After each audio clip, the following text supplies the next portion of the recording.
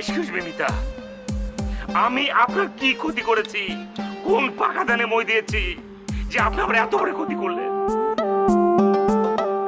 শুনুন, আমি কিন্তু আপনার কথার উত্তর দিতে বাধ্য নই। আপনার সাহস কিভাবে হয় এত উঁচু গলায় এই কথাগুলো আমার সামনে দাঁড়িয়ে বলার? আমি চাইলে আপনাকে এখনই পুলিশে ধরিয়ে দিতে পারি। দেবো আমি? পুলিশের কাছে ধরাই দিতে পারেন, আমি 1 বছর জেলও খাটবো, কিন্তু আপনাকে তো আমি সুখে থাকতে দেবো না। আমাকে ভয় দেখিয়ে কোনো লাভ নেই, আমি দমে যাওয়ার পাত্রী না। আপনারা আমাকে নূপুরের সন্ধান এনে দেন, আমি কথা দিচ্ছি সব মামলা তুলে নেব। আরে নূপুর কোথায় আছে সেটা তো আমি জানি না। তাছাড়া শোনেন, একটা কথা বলি, আমি কিন্তু থানায় যে আপনার বিরুদ্ধেও কিন্তু কমপ্লেন করতে পারি, জানেন? কারণ আর এভিডেন্স একটাই, কারণ আপনি সারাক্ষণ নূপুরকে নিয়ে চলাফেরা করতেন। এই, আপনি আমার সাথে ফাইজলামি করেন? আপনি আমার সাথে ফাইজলামি করেন? মানে আমি নূপুরকে লুকিয়ে রেখে থানায় মামলা করেছি?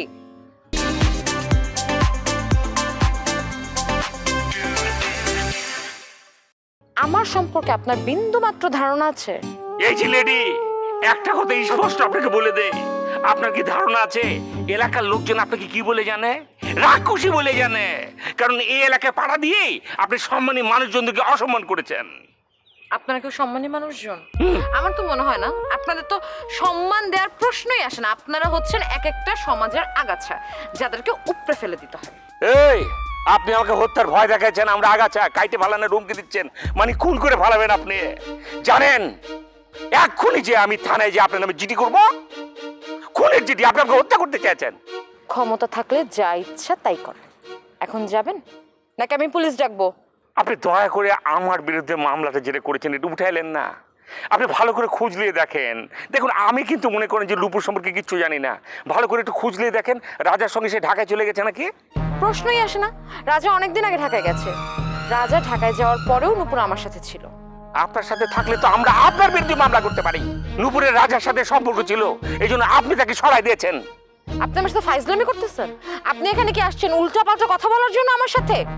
নূপুরকে রাজা ছোট বোনের মতো দেখে।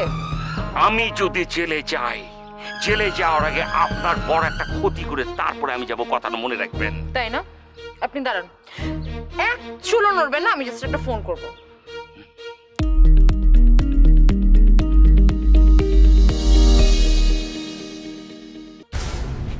আপনার এই ব্যবহারটা আমার মনে থাকবে।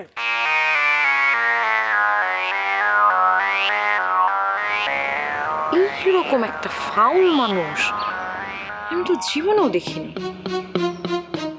এত বিরক্তিকর, এত ফাউল, তাই বলে